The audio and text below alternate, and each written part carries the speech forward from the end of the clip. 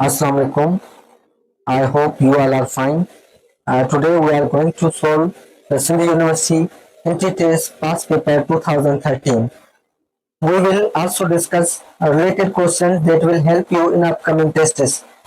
अॼु जेको आहे असां उहो सिंध यूनिवर्सिटी एंट्री टेस्ट जो पास पेपर 2013 वारो जेको जनरल पोर्शन आहे, जनरल नॉलेज जो पोर्शन आहे, उहो असां हल कंदासीं ऐं उन जे रिलेटेड जेके बि क्वेश्चन हूंदा, जेके बि शयूं हूंदियूं उन्हनि खे डिस्कस कंदासीं त जीअं जेको आहे उहो ईंदड़ टेस्ट में फ़ाइदो थी सघे।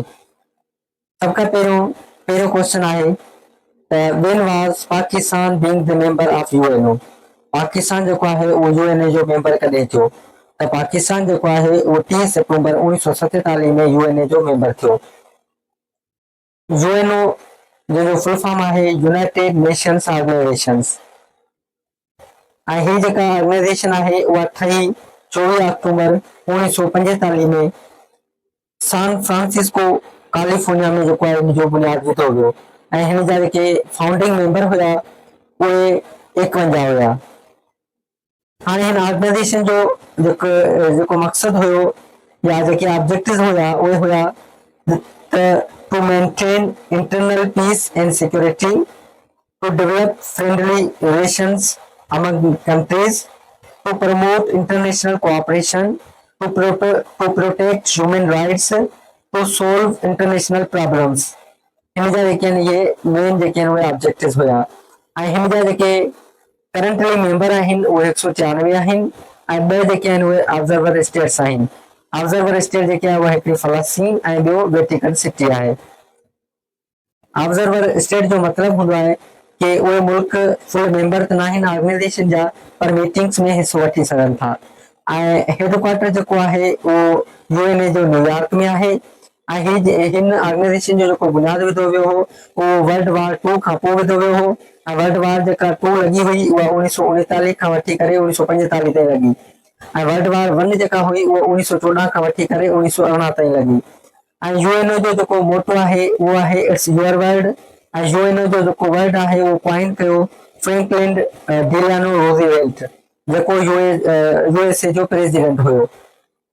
ऐं यूएनए जूं जेके ऑफिशियल लैंग्वेजिस आहिनि उहे 6 आहिनि, Arabic, Chinese, English, French, Russian and Spanish. इहे जेके आहिनि उहे 6 ऑफिशियल लैंग्वेजिस आहिनि यूएनओ जूं। ऐं यूनाइटेड नेशन जा टोटल 6 जेके आहिनि उहे प्रिंसिपल ऑर्गन्स आहिनि जंहिंमां अक्सर करे क्वेश्चन जेके आहिनि उहे पुछा वेंदा आहिनि। त सभ खां पहिरियों जेको ऑर्गन आहे उहो आहे जनरल असेंबली। हाणे जनरल असेंबली जो जेको टर्म हूंदो आहे उहो 1 ईयर हूंदो आहे ऐं ॿियो जेको प्रिंसिपल ऑर्गन आहे उहो आहे सिक्योरिटी काउंसिल। हाणे सिक्योरिटी काउंसिल जा टोटल जेके आहिनि उहे 15 मेंबर हूंदा आहिनि, पर 5 जेके आहिनि उहे परमानेंट मेंबर हूंदा आहिनि जंहिं वटि वीटो पावर आहे, जंहिंखां सवाइ को फ़ैसिलो नथो थी सघे। उहो हिकिड़ो चाइना, फ्रांस, रशिया, यूके ऐं यूएसए इहे जेके आहिनि उहे 5 परमानेंट मेंबर आहिनि ऐं बाक़ी 10 मेंबर जेके आहिनि उहे नॉन परमानेंट मेंबर हूंदा आहिनि ऐं उहे 10 जेके नॉन परमानेंट मेंबर आहिनि उहे 2 सालनि जे लाइ जेको आहे उहे चूंडिया वेंदा आहिनि ऐं पाकिस्तान जेको आहे उहो टोटल 8 दफ़ा जेको आहे उहो नॉन परमानेंट मेंबर रही चुको आहे सिक्योरिटी काउंसिल जो। पहिरियों दफ़ो 1952 ऐं 1953 में ऐं लास्ट टाइम करंटली 2025 ऐं 26 में जेको आहे उहो जेको आहे न नॉन परमानेंट मेंबर आहे सिक्योरिटी काउंसिल जो। ऐं सभिनी खां जेको मोस्ट पावरफुल प्रिंसिपल ऑर्गन आहे उहो सिक्योरिटी काउंसिल आहे। ऐं टियों जेको प्रिंसिपल ऑर्गन आहे यूएनए जो उहो आहे the economic and social council. हाणे हिन जा टोटल 54 मेंबर्स आहिनि ऐं पाकिस्तान 6 दफ़ा जेको आहे न उहो president economic and social council जो चूंडिजी चुको आहे। हाणे चौथों जेको प्रिंसिपल ऑर्गन आहे उहो आहे इंटरनेशनल कोर्ट ऑफ जस्टिस।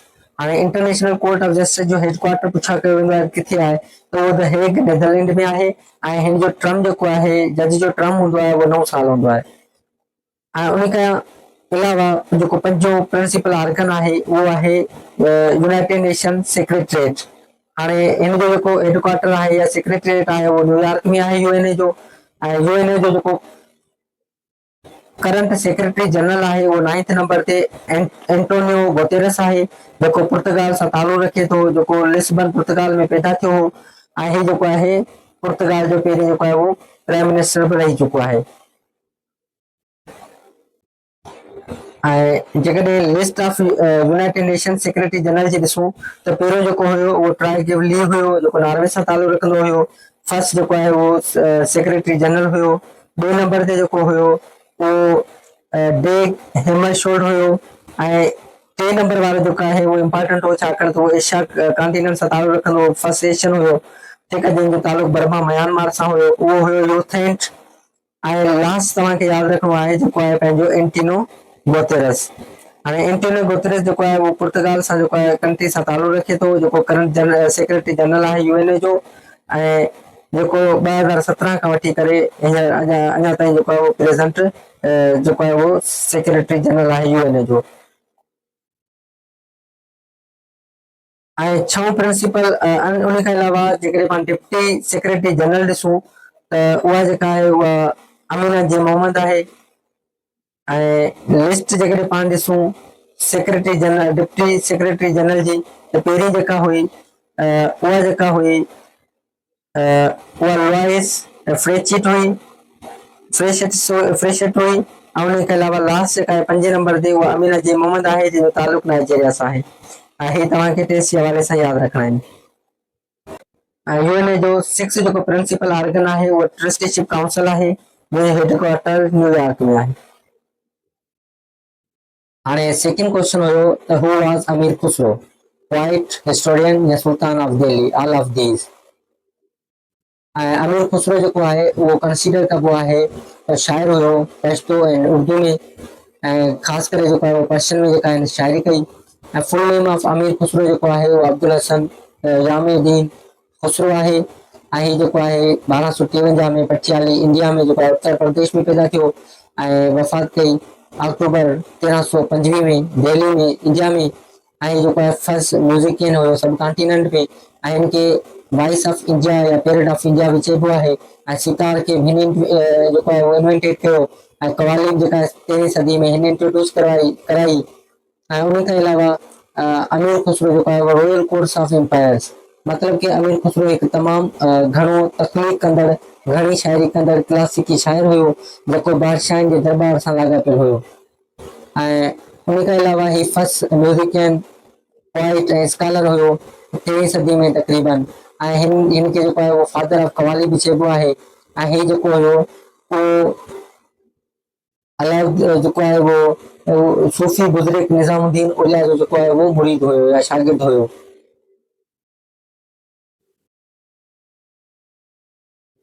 ऐं उन खां अलावा ही जेको हिन ॿ ख़ासि मौसीक़ी जा अंदाज़ मुतारिफ़ कराया जंहिंमें तराना ऐं जेको आहे उहो कावल जेके इन वक़्तु मौजूदा मौसीक़ी जे मशहूरु अंदाज़नि खे जेके आहिनि उहे मुकमल कंदा आहिनि।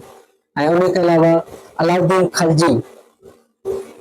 खिलजी शाइरी खे जेको आहे उहो पसंदि कंदो हो ऐं हिन केतिरनि ई शाइरनि खे पंहिंजे दरबार में घुरायो। पर अमीर खुसरो खे ख़ासि इज़त ॾिनी वई ऐं खेनि अमीर जो लक़ब ॾिनो वियो। ऐं उन खां अलावा अमीर खुसरो जेको आहे उहो पर्शियन लैंग्वेज जो वॾो हिकिड़ो शाइर हुयो ऐं उन खां अलावा उर्दू में शाइरी कंपोज़ कई। ऐं अमीर खुसरो जा जेके किताब आहिनि उन्हनि में हिकिड़ो पंहिंजो आहे जेको उहो आहे नओ सिपर। ऐं ॿियो आहे तगलिक नामा। ऐं उन खां अलावा ख़िज़ां अल फतह। ऐं उन खां अलावा तारीख़ फिरोज़ शाही, हश्त बश्त और उन खां अलावा मुतलल अनवार, इहे जेके आहिनि उहे हिन जा बुक हुया। ऐं उन खां अलावा अमीर खुसरो हिकु सूफ़ी शाइर, मौसीक़ार ऐं आलिम हो जंहिं लैला, मजनू, सिपर ऐं आशिका जेके आहिनि उहे लिखिया।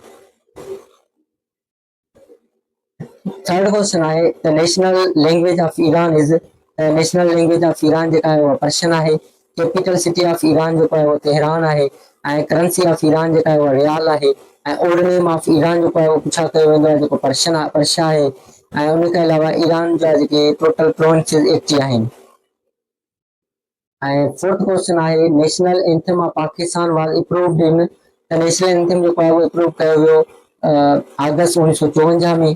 नेशनल एंथम ऑफ पाकिस्तान जेको आहे हफ़ीज़ जालंधरी 1952 में पंहिंजे हिकु किताब चिराग जे सेर में जेको आहे उहो लिखियो।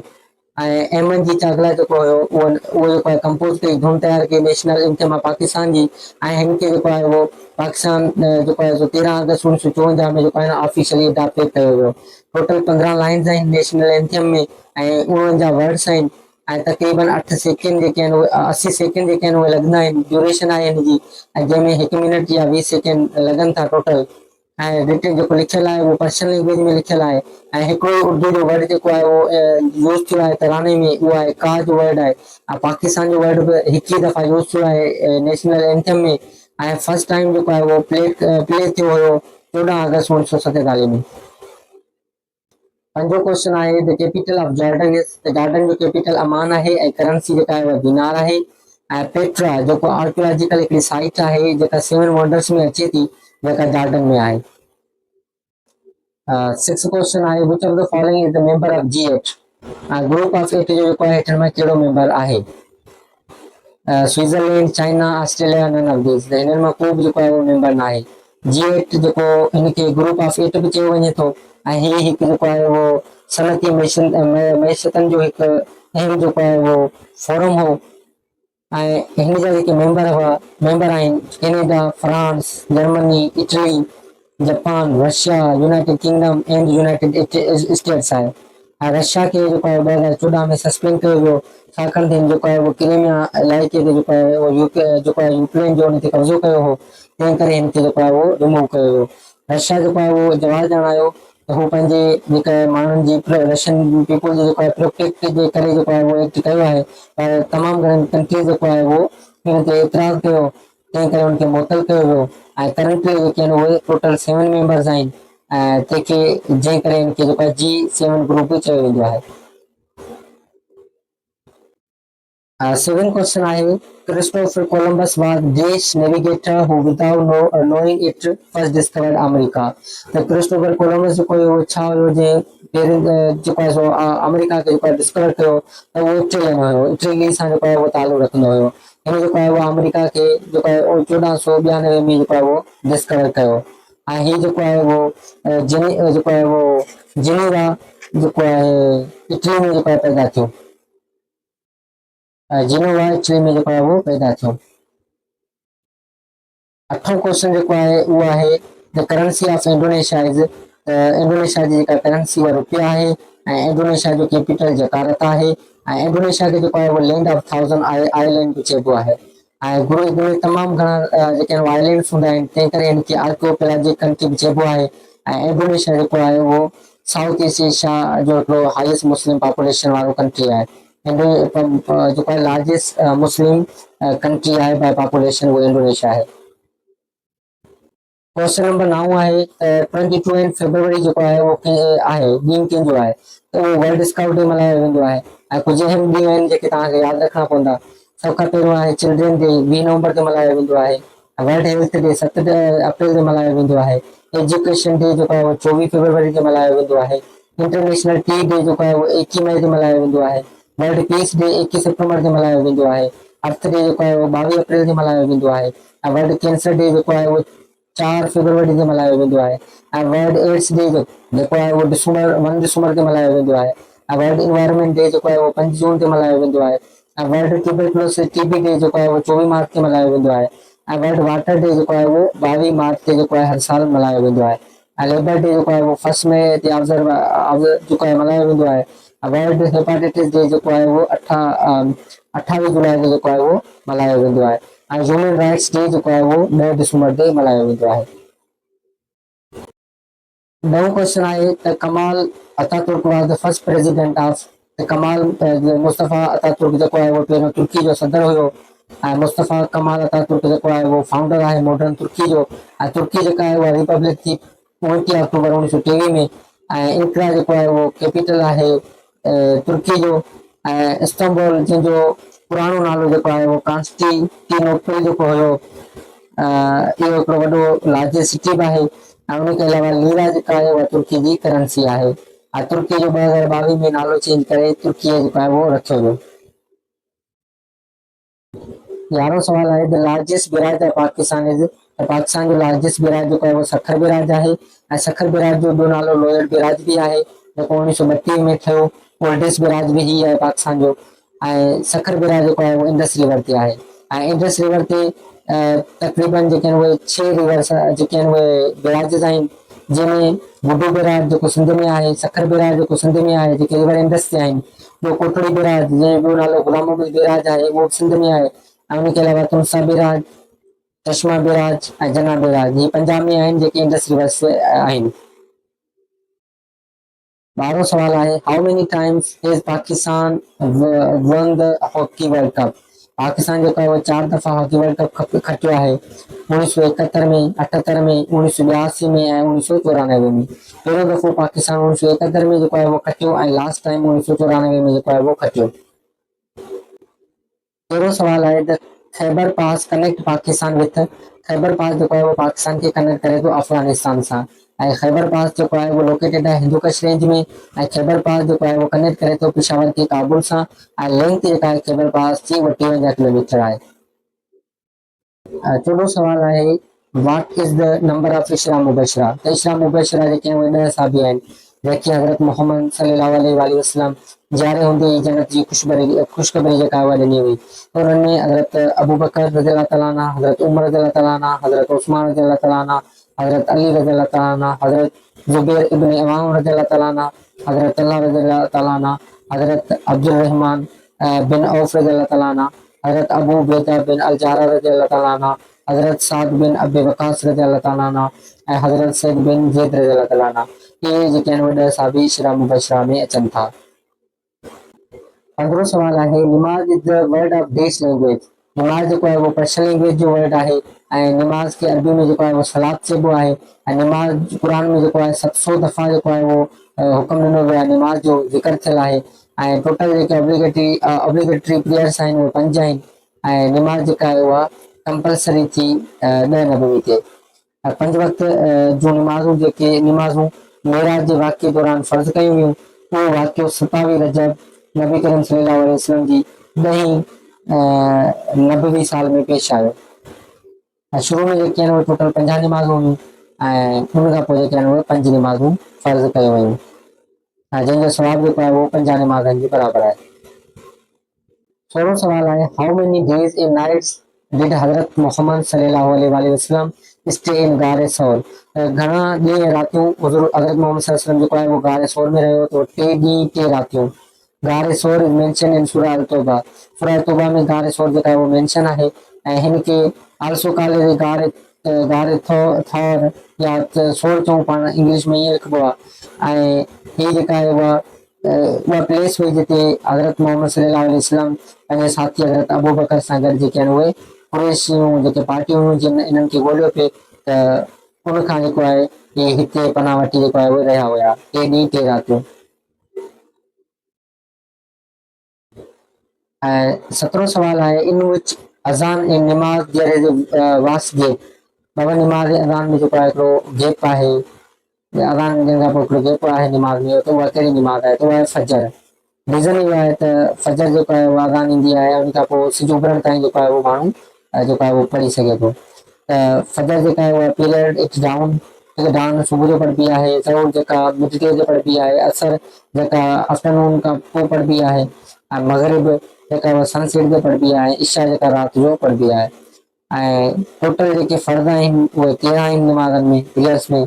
ऐं रमज़ान में जेके प्रेयर आहिनि, जेका निमाज़ आहे उनजो जेको आहे उहो उनजो सवाब फ़र्ज़नि जो जेको सवाब आहे उहो 70 फ़र्ज़ जे बराबरि आहे। ऐं प्रेयर जेके आहिनि उहे डिक्लेयर थियूं 10th नबवी ते। टोटल निमाज़नि जो निमाज़ जो जेको आहे 17 दफ़ा ज़िक्र आयो आहे। निमाज़ जेका आहे उहा 27 रजब मेराज में जेका आहे मेराज ते जेका आहे उहा फ़र्ज़ कई वई। सलात जुमा जेका आहे उहा मदीने में फ़र्ज़ थी। ऐं हज जेको आहे उहो 9 हिजरी में फ़र्ज़ थियो। ऐं क़यामत जे ॾींहुं सभ खां पहिरियों जेको आहे उहो निमाज़ जो पुछाणो थींदो।